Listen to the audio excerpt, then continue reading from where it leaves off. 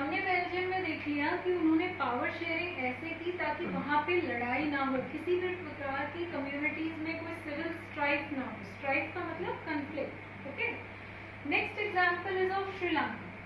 Sri Lanka is an island nation, टापुई देश है। It does not have any mainland or land-to-land boundary. It is a country in the mid of an ocean.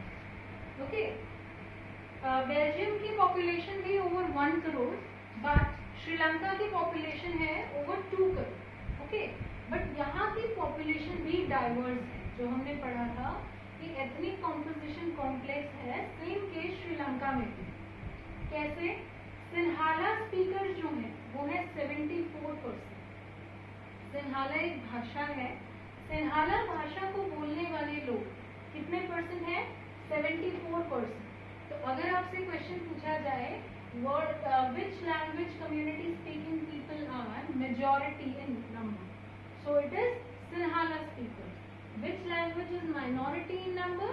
Tamil speakers. Tamil speakers are 18%। Tamil speakers में भी 2 categories हैं। First है श्रीलंकन तमिल। श्रीलंकन तमिल मतलब जो श्रीलंका के नेटिव्स थे, हमेशा से उनके पूर्वज, उनकी फैमिली वहीं पे बसी हुई है और वो ओरिजिनली श्रीलंका के ही सिटीजन हैं। Next category is Indian Tamil. Indian Tamil means जब बेटा कॉलोनियल पीरियड था ना, ब्रिटिश टाइम में, तो हमारे यहाँ से कुछ वर्कर्स श्रीलंका ले जाए गए थे, क्योंकि वहाँ पे भी ब्रिटिश कॉलोनी थी। तो ब्रिटिश ने प्लांटेशन वर्कर की तरह कुछ वर्कर्स को लेके गई थी और उन्हें वो वहीं पे रह गए। ऑब्वियसली काम करने गए, उनके बच्चे वहीं सेटल हो गए, तो whole community got settled there. उन्हें बोला जाता है इंडियन तमिल। ठीक है, majority Sinhala speakers 74%, minority Tamil speakers 18%। 18% also has 2 categories, Sri Lankan Tamil 13% and Indian Tamil 5%। अब हम आते हैं रिलीजन पे। भाषा हमने देखी मेजॉरिटी में कौन सी है? सिन्हाला।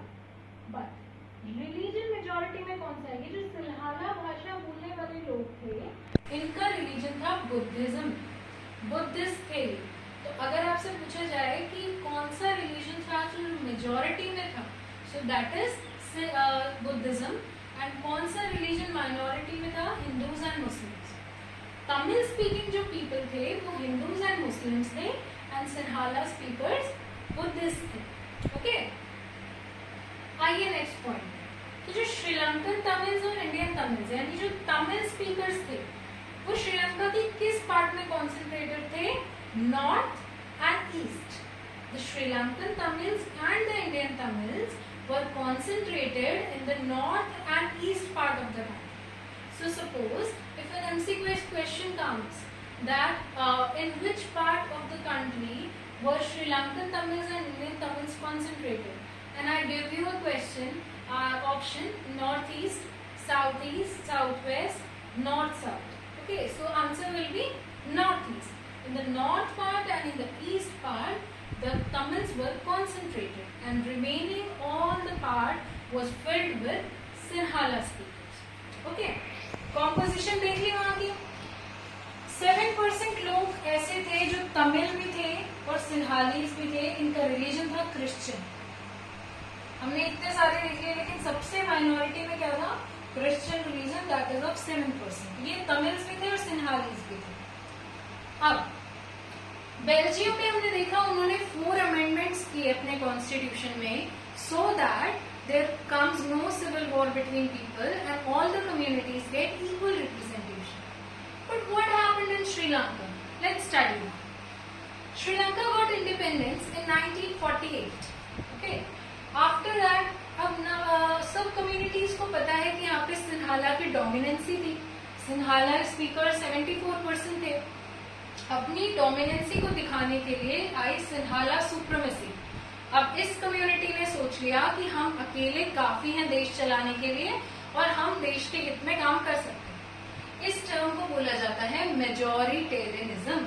मतलब जब भी कोई कम्युनिटी मेजॉरिटी में हो और वो अपने आप देश चलाए, disregarding the minority community. Minority community पे बिल्कुल ध्यान ना दे, उनके इंटरेस्ट पे ध्यान ना दे, and the majority country rules the country, that is known as majoritarianism. तो मेजॉरिटेरियनिज्म में किसकी सुप्रीमेसी आएगी, किसकी डोमिनेंसी आएगी, सिन्हाला स्पीकर्स की।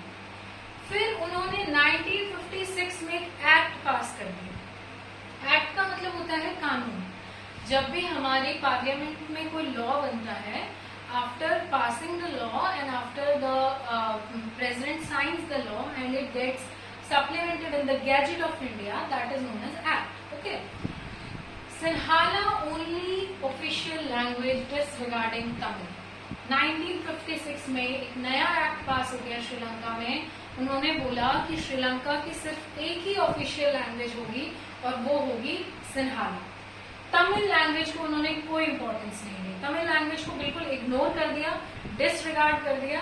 It has no importance in the history and future of Sri Lanka.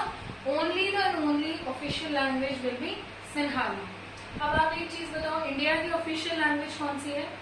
अच्छा, India do have a national language?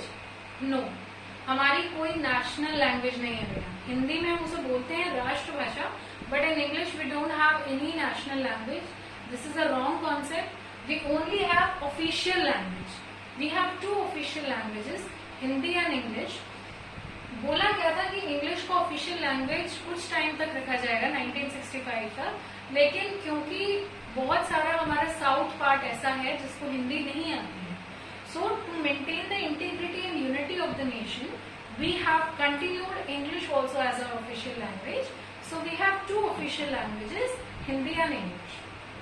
Okay, so 1956 में उन्होंने बोल दिया सिन्हाला ही ऑफिशियल लैंग्वेज रहेगी। ऐसी पॉलिसीज, ऐसे लॉज बनाने लगे कि सिन्हालास के लोगों को ही यूनिवर्सिटी में पोजीशंस मिल रही थी, अच्छी डिग्रीज मिल रही थी, यूनिवर्सिटी में इजीली एडमिशन मिल रहा था, गवर्नमेंट जॉब्स भी सिन्हाला स्पीकर्स को मिल रही थी, कहीं पे भी उन्हीं को प्रेफरेंस दी जा रही थी और डिस्क्रिमिनेशन की जा रही थी against the Tamils.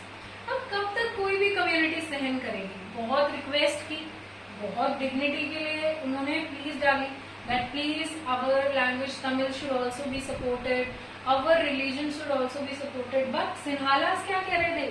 Only and only Buddhism will be supported. Buddhism को ही हम रक्षा करेंगे, बुद्धिज्म को ही फैलाएंगे, बुद्धिज्म के कल्चर को ही प्रिजर्व करेंगे। सो ये सारे उन्होंने एक ही कम्युनिटी के फेवर में कर दिए। नाउ 1980s तक ऐसी बहुत सारी पॉलिटिकल ऑर्गेनाइजेशंस बन गई जिनसे तमिल स्पीकर्स अब अपना एक डिफरेंट स्टेट मांगने लगे कि ठीक है, आप हमें इक्वल रिप्रेजेंटेशन तो दे नहीं रहे हो, हमें डिफरेंट स्टेट दे दो, north and east state Tamil का।